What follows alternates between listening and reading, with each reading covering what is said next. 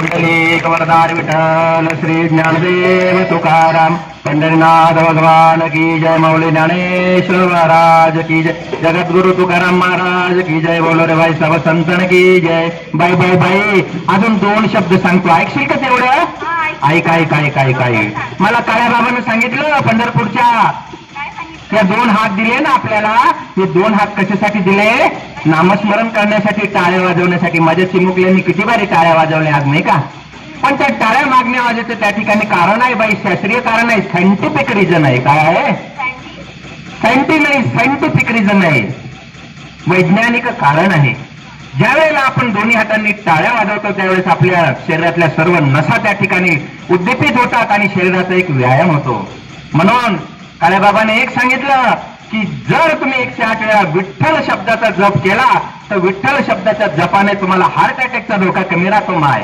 heart attack कधीच येत नाही आणि दुसरं असं माय माय माय माय माय माय आता माझी माय भगिनी टिकलीवर आली टिकलीवर कशावर आली टिकली लावते माय टिकली काय लावते टिकली लावते पण पूर्वी काय होतं माहिती का काय होतं पूर्वी काय लावायच्या माय माय विसरून गेले काय हा कुंकू लावायचे माय कुंकू आणि ते कुठे लावायचे दोन्ही भुवयांच्या मध्ये या दोन्ही भुवयांच्या मध्ये कुंकू लावण्याचे एक शास्त्रीय कारण होतं माय या दोन्ही भुवयांच्या मध्ये पिट्युटरी ग्लँड असते पिट्युटरी ग्लँड कोणते अगं विज्ञानामध्ये पिट्युटरी ग्लँड कोणती ग्रंथी असते माझ्या सेमीच्या पोरांना विचार पिट्युटरी ग्लँड म्हणजे कोणती ग्रंथी मला नाही माहिती बाई एवढा अभ्यास नाही मला काय ग माय कोण सांगतात त्याला मी बक्षीस देईल पिट्युटरी ग्लँड म्हणजे कोणती ग्रंथी माय कोण सांगतात this point indicates pituitary gland in the human body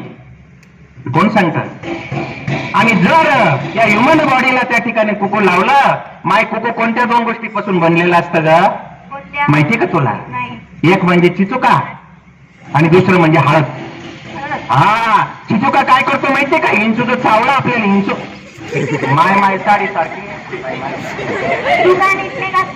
अगं मी येडीचे काय आता कोणती साडी घालते